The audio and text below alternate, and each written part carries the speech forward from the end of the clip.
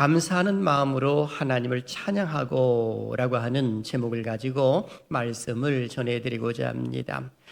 우리나라 고유의 명절 추석을 잘 보내고 우리는 다시금 한자리에 모여 있습니다. 아마 모르긴 해도 명절을 맞이해서 사랑하는 사람들을 만나서 감사하고 그리고 또 안부를 물을 수 있는 것에 대하여 또 감사하지 않았을까라는 그런 생각을 해보게 됩니다. 사실 우리 기독교인의 삶이라고 표현을 했을 때에는 하나님의 뜻을 온전히 이루어드리는 삶 아니겠습니까? 그 가운데 하나가 뭐냐 했을 때에 감사하는 삶이다라고 말할 수가 있을 듯합니다. 왜 우리가 감사하면서 삶을 살아야 할까요? 그 이유가 있습니다. 모든 것들이 하나님의 은혜이기 때문에 그러합니다. 되돌아보게 되면 가정이라든지 아니면 어버이가 계셨던 것이라든지 아니면 지나왔던 모든 삶들이 하나님의 은혜였기에 우리는 감사할 수밖에 없더라라고 하는 겁니다. 감사하다 보게 되면 자연스럽게 흘러나오는 것이 하나가 있는데 찬양인 것입니다. 하나님을 높일 수밖에 없더라라고 하는 것입니다. 그래서 성도의 삶은 감사하는 마음으로 하나님을 찬양하는 삶이 옳다라고 하는 겁니다. 바로 오늘 본문 속에서도 사도 바울은 이 사실을 기록해 놓은 것을 보게 됩니다. 사도 바울이 골로새교회 교인들을 향하여서 그리스도인으로서의 삶의 방향을 제시해 주고 있기 때문에 그러합니다. 그래서 오늘 본문 16절은 이렇게 기록합니다. 다 같이요. 시작. 그리스도의 말씀이 너희 속에 풍성히 거하여 모든 지혜로 피차 가르치며 권면하고 시와 찬송과 신령한 노래를 부르며 감사하는 마음으로 하나님을 찬양하고. 아멘. 여기 바울은 하나님께 감사하면서 찬양할 것을 강조해 주고 있습니다. 왜 사도 바울이 이런 말을 할까요? 바로 그것은 골로새 교회 교인들이 예수 그리스도를 믿음으로 말미암아 이제 새 사람이 되었기 때문에 그러한 것입니다. 옛 모습은 다 버렸지요. 옛 지체의 모습도 다 버리고 이제 새로운 사람들로서의 삶을 살아가고 있는 그 모습 가운데 이제 감사하면서 하나님을 높여야 됩니다 라고 이렇게 강조하고 있는 겁니다. 그래서 감사와 찬양은 우리 기독교인들의 마땅한 삶이라고 표현을 할 수가 있을 듯합니다.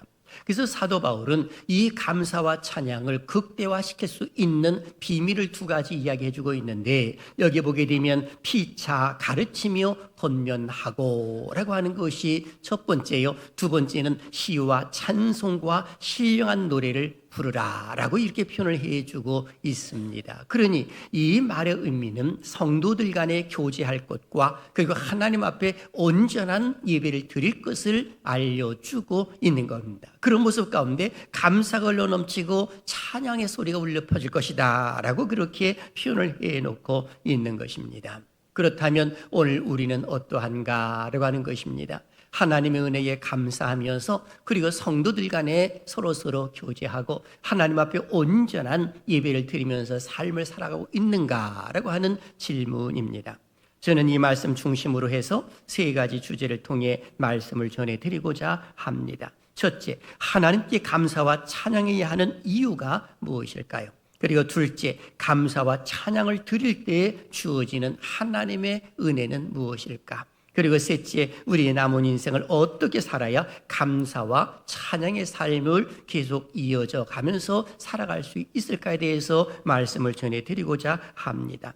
사실 아담과 하와의 범죄로 인하여 모든 사람들은 원죄를 가지고 있음으로 인하여서 세상 사람들은 너 날 것 없이 이 모두가 다 악한 생각들을 가지고 있을 수밖에 없는 겁니다. 원죄와 자범죄를 가지고 있기 때문에 그러한 것입니다. 혹자는 이렇게 말하는지 모르죠. 뭔 소리입니까? 나는 세상의 삶을 살면서 내 전 재산을 가난한 자와 아니면 학교에 기증하는 그런 삶을 살았습니다 라고 해서 이야기를 하는지도 모르죠.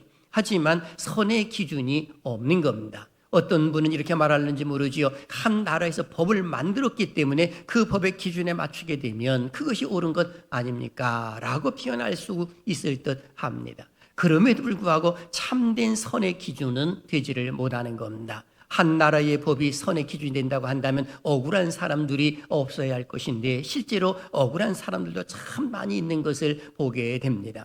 선이라고 하는 것은 하나님이 선한 분이시거든요. 선한 분은 한 분밖에 없습니다. 하나님이 빠진 기준은 선의 기준이 사라졌기 때문에 모든 것이 악하다라고 이렇게 표현할 수가 있는 겁니다. 그러다 보니까 하나님이 간섭하지 아니하시면 우리는 육신을 가지고 있기 때문에 죄를 짓는 것에 익숙한 그런 모습을 갖게 되더라라고 하는 것입니다. 잘못하게 되면 감사보다는 원망이 앞서게 되고 불평이 앞서는 그런 모습들이 있고, 잘못하게 되면 또 이단에 빠지는 그런 모습들도 일어나더라라고 하는 겁니다. 그래서 사도 바울은 이 사실을 알았기에 골로새 교회 교인들이 옛사람을 벗어버리고 새 사람이 되었으니 이제 새 사람답게 감사와 찬양의 삶을 사십시오라고 오늘 성경은 기록을 해놓고 있는 것입니다. 사도 바울은 AD 61년부터 63년경 로마 감옥에 갇혀 있었습니다. 약 2년 동안 갇혀 있었던 것 아니겠습니까? 그런데 감옥에 있는데 에바브로 디도의 방문을 받습니다. 그리고 골로새 교회 형편에 대해서 이야기를 듣습니다.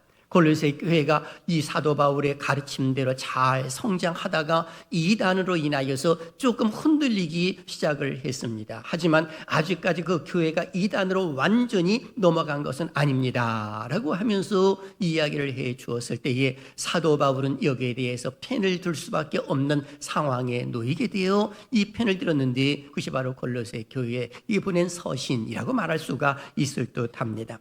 당시 이란은 헬라주의와 유대주의 그리고 동양의 신비주의적인 요소를 혼합한 종교적 체계를 가지고 그리고 골로새 교회를 흔들어버리는 그런 모습들이 일어났습니다.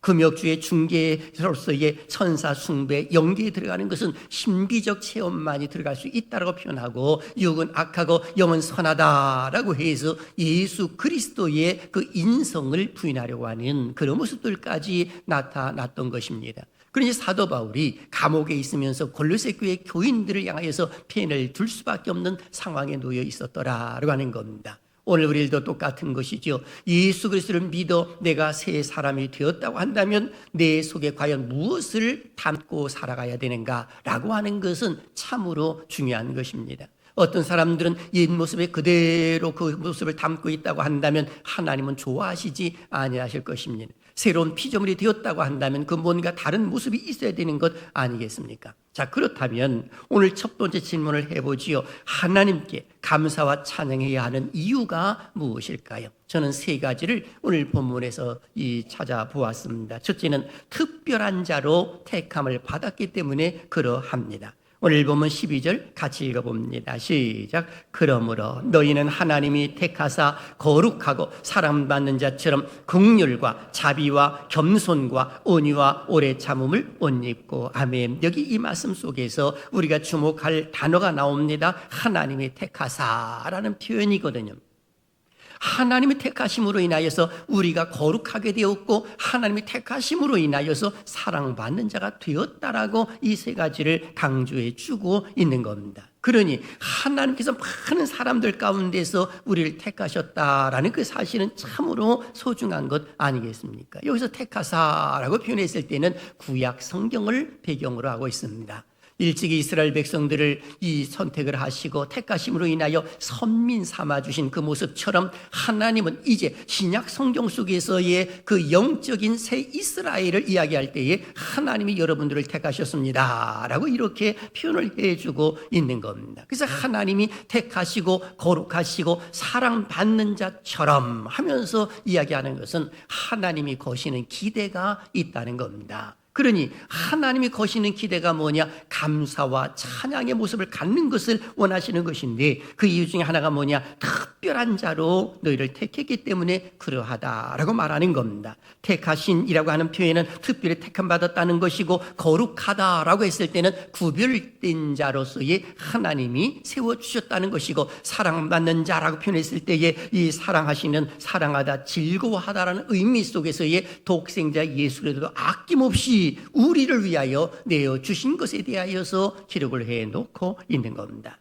그리고 두 번째는 우리의 죄를 용서해 주셨기 때문에 우리는 감사와 찬양의 삶을 살아야 된다라고 강조합니다. 13절요. 같이 읽어볼까요? 시작. 누가 누구에게 불만이 있거든 서로 용납하여 피차 용서하되 주께서 너희를 용서하신 것 같이 너희도 그리하고. 아멘. 여기에서도 주께서 너희를 용서하신 것 같이 벌써 우리는 다 죄사함을 받았다는 겁니다. 그러니 내가 죄사함을 받았는데 공동체 안에서 그 누구에게 불만이 있거든, 여기 불만이라고 하는 말은 원어를 보면 비난이라는 모습이 기록되어 있습니다. 그러면 비난받을 만한 사람이 있거든, 이런 표현이거든요. 그러면 공동체 안에서 모두가 다 온전한 자가 아니잖아요. 불완전한 사람들이 다 모여 있는 곳이 교회 아니겠습니까? 그러면 그분들을 용서해 주고 용납해 주어라. 이유는 바로 너도 그렇게 죄사함을 받았다라고 사도 바울은 강조해 주고 있는 겁니다. 실제로 예수님께서도 십자가에 달려 돌아가실 때에 이 가상 7원을 말씀하셨거든요. 그 가운데 첫 번째 하신 말씀이 뭐냐 했을 때에 우리 예수님께서 하신 말씀, 아버지여 저들을 용서하여 주옵소서, 저들이 하는 일을 알지 못하나이다 하시면서 죄의 사함을 주시는 그 기도를 첫 마디로 하셨던 것을 보게 됩니다. 스데반도 역시 자기를 향하여 돌을 던져서 죽이는 그런 모습인데 순교당하는 순간 속에 스데반의 기도를 들어보십시오. 주여 이 죄를 저들에게 돌리지 마옵소서라고 하면서 기도하고 순교당하는 그런 모습이 일어났습니다. 사도 바울도 역시 똑같은 것이죠. 예수 그리스도를 믿기 전까지는 그는 폭행자요, 그리고 회방자요, 그리고 예수 그리스도를 믿는 사람들을 잡아서 감옥에 가두는 자로서의 쓰임을 받았지만, 그러나 우리 주님을 만나고 난 이후에 죄의 용서를 받고 난 이후에 사도 바울이 복음 전하는 자로 다닐 때에 많은 핍박을 당하고 어려움을 당한다 하더라도 그들을 향하여 저주한다든지 그런 메시지를 전한 적이 단 한 번도 없습니다. 오히려 그들 향하여 축복 기도를 해주는 그런 모습이 있었던 것 아니겠습니까? 그러니 오늘 우리도 동일하다라는 생각을 해보게 됩니다. 그리고 세 번째는 평강을 위하여 부름을 받았기 때문에 감사와 찬양의 삶을 살아야 한다라고 강조합니다. 15절을 같이 읽을까요? 시작. 그리스도의 평강이 너희 마음을 주장하게 하라. 너희는 평강을 위하여 한 몸으로 부르심을 받았나니 너희는 또한 감사하는 자가 되라. 아멘. 여기 보게 되면 그리스도의 평강이 너희 마음을 주장하게 하라라고 말씀하시면서 너희는 평강을 위하여 부르심을 받았다라고 표현합니다. 그것도 한 몸으로 부르심을 받았다. 그렇다면 한 몸으로 부르심을 받았다라고 하는 것이 뭘까요? 바로 교회를 가리켜 말하는 것이거든요. 그러니까 교회라고 하는 공동체 안에 우리 하나님이 우리를 부르신 겁니다. 그러니 그리스도의 평강이 우리의 마음에 있음으로 인하여 내 주변에 있는 사랑하는 성도들이 그 샬롬의 은혜가 함께할 수 있도록 지금 말씀해 주고 있는 겁니다. 그래서 너희는 평강을 위하여 한 몸으로 부르심을 받았나니 라고 했을 때에 한 몸으로 부르심 받은 바로 교회, 그리스도의 몸을 가리켜 말하는 겁니다. 교회가 바로 그리스도의 몸인 것이거든요. 이것으로 인하여 우리가 부름 받았다라고 말하고 있는 겁니다. 평강이라고 했을 때는 평안함과 강건함을 가리켜 말하는 것 아니겠습니까? 그렇습니다. 오늘 사도 바울은 성도들이 감사하며 찬양하는 삶을 살아야 할 이유를 세 가지로 말씀하셨습니다. 첫째는 특별한 자로 택함 받았기 때문이며, 두 번째는 우리의 죄를 용서해 줬기 때문이며, 세 번째는 평강을 위하여 부름을 받았기 때문이라고 강조하고 있습니다. 그렇다면 하나님이 나를 부르신 것에 대하여 우리는 감사하며 찬양하면서 살고 있는가라고 하는 것입니다. 특별히 내가 있는 곳에 싸움이 있고 분쟁이 있다고 한다면 그건 잘못된 삶이라고 표현할 수가 있습니다. 내가 있는 곳에서 평강이 임하고 더 나아가서는 하나님의 은혜가 흘러 넘치도록 만들어 나가야지, 싸우고 다투고 시기하고 분내고 그리고 신경질 내고 이런 모습들은 옳은 모습이 아니다라고 볼 수가 있을 듯합니다. 그런 거로 저는 사랑하시는 여러분 모두가 다 사시는 날 동안 하나님을 높이는 은혜가 있기를 주님의 이름으로 축원합니다. 감사하고 찬양의 삶을 사시기를 주님의 이름으로 축원합니다. 그렇다면 하나님께 감사와 찬양을 드리는 삶을 살았을 때 주시는 은혜가 무엇일까요? 저는 이 말씀 묵상하는 중에 이 한 단어를 생각해 보았는데요. 바로 그것은 주님의 성품을 닮아가게 되더라라고 하는 겁니다. 여러분, 주님의 성품을 닮는다고 하는 것이 얼마나 소중한 것인지 모릅니다. 사도 바울도 고린도 교회 교인을 향하여 말한 바가 있지요. 내가 주님을 본받는 자 된 것 같이 너희는 나를 본받는 자가 되라 라고 이렇게 말씀한 바도 있습니다. 그런데 오늘 여기 성경 속에서도 주님의 성품을 그대로 기록을 해 놓았는데요. 12절을 다시 한번 읽어봅니다. 시작. 그러므로 너희는 하나님이 택하사 거룩하고 사랑받는 자처럼 긍휼과 자비와 겸손과 온유와 오래 참음을 옷 입고. 아멘. 여기 보게 되면 하나님이 우리를 택하셨고 거룩하고 그리고 사랑받는 자로서의 우리를 이끌어 주시는데, 여기 보니까 뭘 옷 입으라고 표현하냐면 긍휼을 옷 입고 자비를 옷 입고 겸손을 옷 입고 온유를 옷 입고 오래 참음을 옷 입으라 라고 이렇게 표현해 주고 있습니다. 이 5가지의 성품을 이야기해 놓고 있거든요. 이 성품은 우리 주님이 갖고 계신 성품입니다.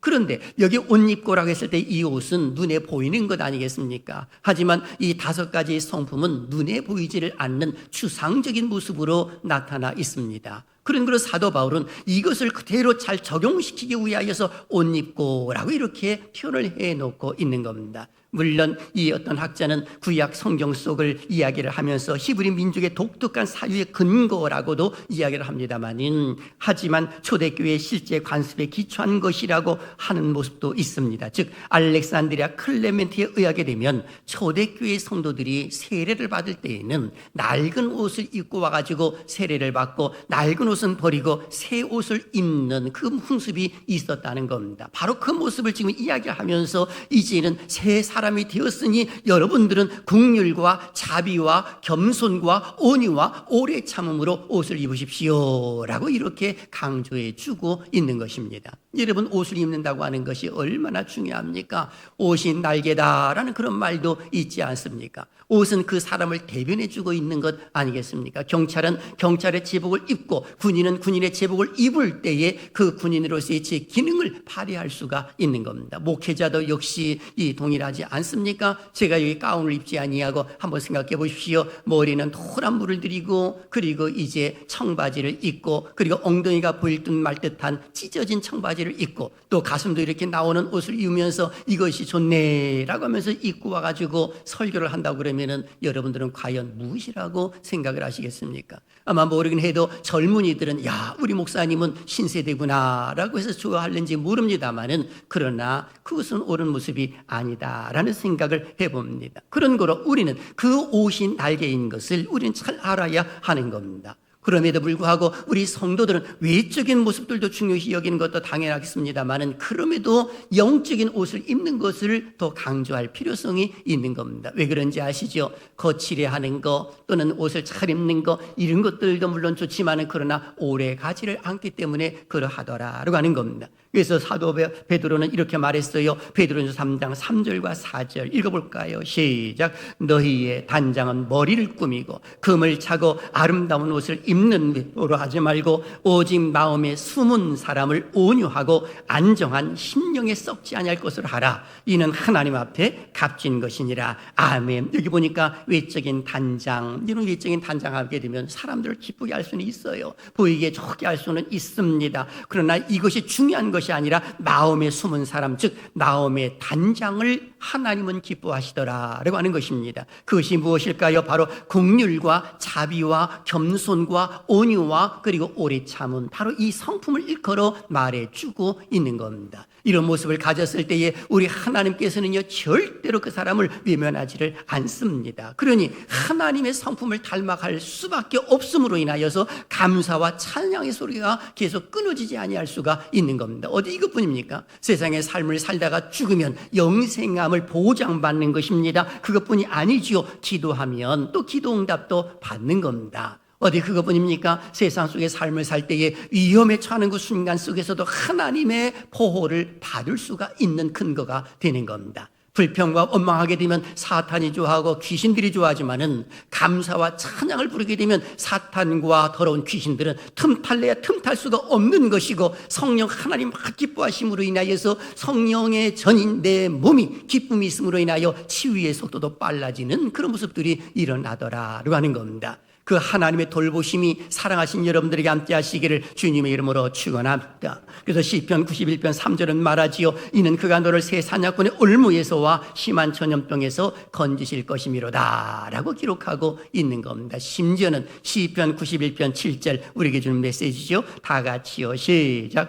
1000명이 내 왼쪽에서 10,000명이 내 오른쪽에서 엎드려지나 이 재앙이 내게 가까이 하지 못하리로다. 아멘. 하나님께서 지켜주실 줄로 믿습니다. 이것이 하나님을 믿는 믿음의 사람들의 모습이에요.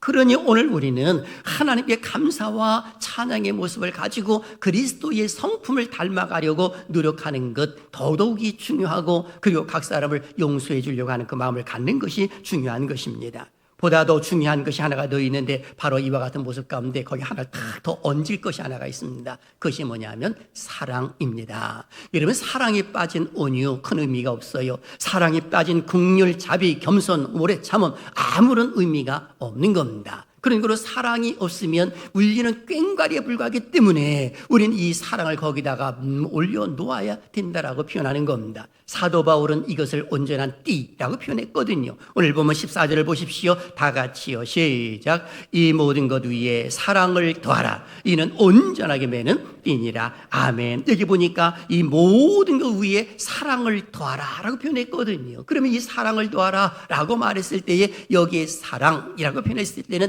아가펜이라는 원어를 썼어요. 이 말의 원형은 우리가 잘 알고 있는 이 다른 아가페입니다. 여러분, 아가페의 사랑이 뭔지 아시지요? 무조건적인 사랑이에요. 그러니까 하나님이 우리를 사랑하실 때 표현하는 것이 아가페 사랑이거든요. 그런데 여기서 지금 사도 바울이 이 사랑을 표현한 겁니다. 이 사랑을 표현하면서 이 모든 것 위에 사랑을 더하십시오. 이는 온전히 매는 띠가 됩니다. 여러분, 띠는 사람들이 남자 같은 경우에는 이 바지를 입고 허리를 탁 매잖아요. 그 띠를 매지 아니한다고 한다면 달릴 수가 없고요, 힘을 쓸 수가 없는 겁니다. 그래서 띠를 탁 매고 그리고 힘을 쓸 수가 있는 그 모습처럼 지금 여기 말씀하고 있는 그 모든 것 위에 사랑을 더하십시오 라고 해서 이것은 온전히 매는 띠가 됩니다 라고 말하고 있는 것입니다. 우리 기독교인들은 그렇게 사는 것이 옳다라고 말할 수 있는 겁니다. 저는 사랑하신 여러분들 모두가 다 하나님의 성품을 그대로 닮아가고 그 위에 또 사랑의 띠를 확 묶어가지고 주변 사람들도 많이 사랑하고, 그리고 인에게 주어진 그 의무 성실히 감당하시기를 주님의 이름으로 축원합니다. 우리는 모두가 다 어떤 사람들이에요? 왕같은 제사장들이에요. 거룩한 나라요, 하나님의 백성이거든요. 한번 따라 하실래요? 나는 왕같은 제사장입니다. 시작. 나는 왕같은 제사장입니다. 아멘. 왕같은 제사장이라면 거기에 따른 의무와 책임이 있다는 그 사실도 절대로 잊어서는 안 되는 겁니다. 왕이 무엇을 합니까? 통치력을 가지고 있잖아요. 제사장은 무엇을 합니까? 제사를 지내는 역할을 하잖아요. 그렇다면 우리가 왕 같은 제사장으로 표현했을 때는 통치력과 더 나아가서는 제사를 지내는 의무가 있는 겁니다. 믿지 아니하는 가정을 위하여서, 자녀들을 위해서, 어버이를 위해서, 이웃을 위해서 우리가 해야 할 일들 가운데 하나가 바로 왕 같은 제사장의 그 직무를 성실히 감당해내는 것이다 라고 말할 수가 있는 겁니다. 이런 이야기가 있습니다. 영국과 프랑스의 100년 전쟁 당시 이야기입니다. 프랑스 외곽에 작은 항구 도시 깔레가 있었습니다. 영국군에게 포위된 적이 있었지요. 에드워드 3세가 항복을 하면 모두 살려주겠다라고 이렇게 선포를 합니다. 하지만 깔레 시민들은 군대를 조직해서 끝까지 싸웁니다. 하지만 얼마 가지 못해서 식량이 다 떨어짐으로 인하여서 항복을 합니다. 항복을 하는 바람에 이제는 진 거지요. 뜻밖의 저항에 고생을 한 영국 왕 에드워드 3세가 마을 사람들을 다 모아놓고 이야기를 합니다. 마을을 위해 죽을 사람 6명이 나와라. 아니면 전부 다 죽일 것이다 라고 이야기를 합니다. 그랬더니 많은 사람들이 머뭇거리는데 그 중에 한 사람이 이 깔레에서 가장 돈이 많은 생피에르가 당당히 걸어 나옵니다. 그리고 그 뒤를 이어서 법률관이 걸어 나옵니다. 그리고 그 뒤를 이어서 그리고 이 귀족이 나옵니다. 그러니까 귀족들과 관료들이 나와가지고 6명을 딱 채웠습니다. 그들이 이제 사형당하는 순간 속에 있을 때에 임신을 한 에드워드 3세의 그 아내가 이것을 만류함으로 인하여 살려주는 그런 모습이 일어났다는 겁니다. 이 사건이 지금까지 노블리스 오블리주의 대표적인 이야기로 여러 나라에 전해지고 있는 것 아니겠습니까? 바로 그만큼 노블리스 오블리주라고 표현했을 때는 명예에는 책임이 있다는 뜻 아니겠습니까? 그런 거로 오늘은 왕같은 제사장으로서의 그 책임이 있고 의무가 있다는 그 사실을 절대로 잊어서는 안 된다라고 하는 것입니다. 이 은혜가 함께 하시기를 주님의 이름으로 축원합니다. 그러므로 우리의 남은 인생 어떻게 살아야 되느냐, 우리의 자세 두 가지를 간단하게 말씀해 드립니다. 첫째는 늘 감사하는 마음을 갖고 살자라고 하는 겁니다. 다 같이요. 시작. 늘 감사하는 마음을 갖고 살자. 아멘. 늘 감사하는 마음. 아침에도 감사, 점심에도 감사, 저녁에도 감사. 그래서 오늘 본문 15절 하반절에 이렇게 표현했거든요. 너희는 또한 감사하는 자가 되라, 이렇게 표현했는데요, 이 말씀은 감사하는 마음을 가지라 라고 이렇게 표현해주고 있는 겁니다. 이런 마음가짐이 굉장히 중요하잖아요. 생명의 근원이 마음에서 나오기 때문에 이 마음에 감사가 넘치면 그야말로 하나님이 기뻐하시고 넘치는 순간 속에 찬양 소리가 울려나지만, 그러나 원망이 있게 되면 그 마음의 원망은 나를 어둡게 만드는 거예요. 그럼 나를 쓰러지게 만드는 것 아니겠습니까? 그래서 로마서 1장 21절에 사도 바울은 이렇게 말씀했지요.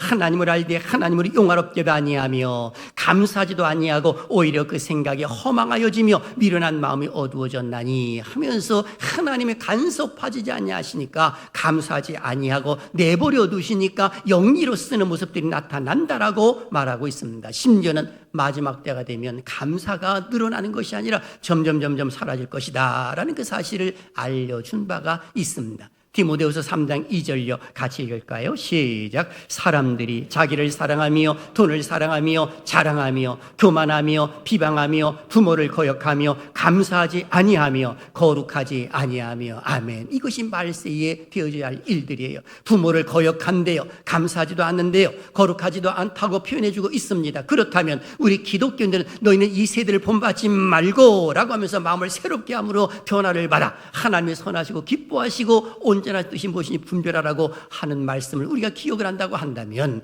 우리는 세상을 따라가는 것이 아니지요, 세속을 따라가는 것이 아니라 역행하는 모습을 갖는 것입니다. 부모를 거역한다고요? 이제 부모님께 순종해야지요. 거룩하지 않는다고요? 거룩한 생활을 해야 되겠지요. 그리고 감사하지 않는다고요? 그렇다면 우리는 감사의 생활을 하는 것이 옳다라고 말할 수가 있는 것입니다. 왜 그럴까요? 감사하게 되면은요, 뭔가 변화가 일어나기 때문에 그런 겁니다. 실제로 이런 일이 났다고 하지 않습니까? 종합병원에서 발행하는 월간지 기고의 전문의의 글 가운데 치료가 빠른 사람과 느린 사람의 차이를 기록해 놓은 것을 본 바가 있습니다. 치료가 빠른 사람은 이런 사람이래요. 긍정적인 사람, 의사를 신뢰하는 사람, 병원의 지시대로 따르는 사람, 신앙을 가진 사람, 감사하는 사람이었다라고 말합니다. 반대로 치료가 잘 안 되는 사람이 있는데, 부정적인 사람, 원망과 불평이 많은 사람, 의사를 무시하는 사람, 병원의 지시를 따르지 않고 지멋대로 하는 사람, 신앙이 없는 사람이었다라고 말한 바가 있습니다. 오늘 우리도 똑같지요. 그렇다면 나는 어떠한가라고 하는 것입니다. 범사에 감사를 하셨던 하나님 말씀에 그것을 가슴에 담고 감사하는 생활을 하고 있는가라고 하는 질문이에요. 이제부터는 마음에 결단하십시오. 늘 감사하자로 가는 겁니다. 감사하게 되면 어두운 세력들은 도망가게 될 줄로 믿습니다. 그리고 두 번째, 예수님의 이름으로 힘을 얻는 삶이에요. 예수님의 이름으로 힘을 얻자. 시작. 예수님의 이름으로 힘을 얻자. 다시 한번 힘차게 시작. 예수님의 이름으로 힘을 얻자. 아멘. 다른 것으로 힘을 얻는 것이 아니라, 우리가 몸이 좀 이렇게 약해지면은 약을 먹잖아요. 약을 먹으면 힘이 또 용섬치는 그런 모습들도 있잖아요. 그런데 우리는 무엇으로 힘을 얻어야 되느냐? 17절에 강조하는 거예요. 다 같이요. 큰 소리로요. 시작. 또 무엇을 하든지 말에나 일에나 다 주 예수의 이름으로 하고 그를 힘입어 하나님 아버지께 감사하라. 아멘. 여기 말씀 보니까 말에나 일에나 다 주 예수의 이름으로 하고 하면서 그를 힘입어. 누굴까요? 예수 그리스도를 힘입어 라고 이렇게 표현해주고 있는 겁니다. 성도의 삶은 그리스도의 이름 아래에서 이루어진다는 사실을 알려주고 있는 겁니다. 이유가 뭐예요? 힘을 공급해 주시는 분이 우리 주님이시기 때문에 그러하다라고 표현해주고 있는 겁니다. 그래서 주 예수의 이름을 앞세우라는 겁니다. 실제로는 우리는 이름이 없습니다. 물론 생명록에 다 우리 이름이 다 기록되고 행위록에 우리 행한 것이 다 기록되어 있습니다만은, 그럼에도 불구하고 실상 따지면 우리는 성도라고 하는 이름을 가졌을 뿐 본 이름은 없는 겁니다. 다만 우리 주님께서는 새로운 이름을 하나 주셨지요. 십자가에 달려 돌아가심으로 인하여서 우리에게 그 이름을 주었는데, 누구 이름입니까? 예수 그리스도의 이름을 우리에게 주신 거예요.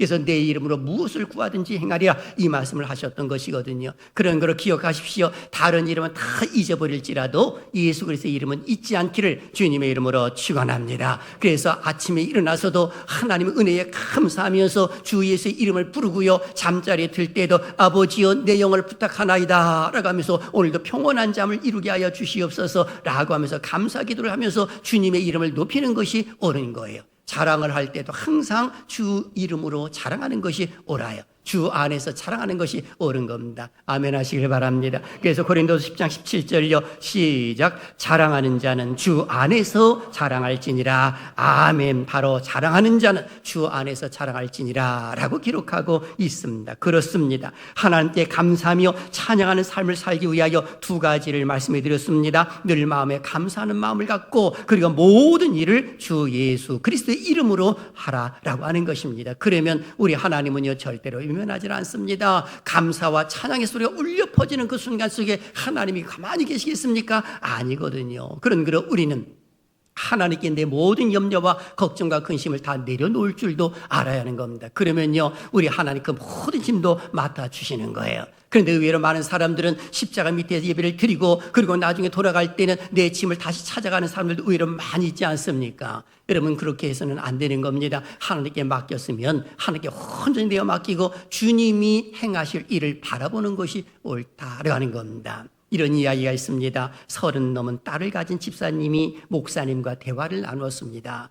목사님, 제 딸이 시집만 가면 저는 죽어도 원이 없겠습니다 라고 목사님에게 이야기를 합니다. 그래서 목사님이 기도를 합니다. 하나님 누구누구 집사님의 딸 석이 좋은 배우자 만나 시집 가도록 도와주세요 라고 했는데 실제로 좋은 남자를 만나가지고 시집을 갔습니다. 그리고 목사님 그 집사님을 만나가지고 이야기를 합니다. 집사님 이제 죽어도 되겠네요 라고 말입니다. 그랬더니 그 집사님 하시는 말씀 뭔 소리예요. 시집을 보냈는데 걱정이 태산이에요. 밥은 제대로 해먹는지 아이는 제대로 낳을 것인지 이것 때문에 걱정이 많아요 라고 하면서 이야기를 하더랍니다. 그래서 목사님이 껄껄 웃었다고 하는 이야기거든요. 이것이 인생이에요. 여러분 염려와 근심과 걱정이 있다는 것은요 살아있다는 증거거든요. 죽은 사람들은 그런 것이 없는 거예요. 살아있다는 증거예요. 내게 어떤 어려움이 있다고 한 것 자체는 하나님께 다가오라고 하는 하나님의 신호거든요. 하나님의 신호가 내려졌는데도 그것을 외면하고 등진다? 그러면 우리 하나님은 슬퍼하실 수밖에 없는 것 아니겠습니까? 그런 힘들고 어려울 때는 더 바짝 엎드리고 교회를 가까이 하고 하나님을 가까이 하게 되면 우리 하나님 은혜 내려주실 줄로 믿습니다. 사랑하신 여러분, 우리는 성도임을 결코 잊지 말아야 합니다. 성도는 옛 지체를 죽이고 다 벗어버린 후 그 자리에 하늘의 신령한 것들로 채워져 있는 사람들인 것입니다. 그것은 바로 감사와 찬양이라고 표현할 수가 있을 겁니다. 천국 가는 그 순간까지 하나님 은혜에 감사, 아침에도 감사, 점심에도 감사, 저녁에도 감사, 늘 순간순간 숨을 쉬는 것도 감사하고 눈을 뜨는 것도 감사하고 자연스럽게 찬양을 부름으로 인하여서 어두운 새로 뜨는 7길로 도망가고 하나님의 은혜만 차고 넘치는 이 한 주간 되시기를 주님의 이름으로 축원합니다.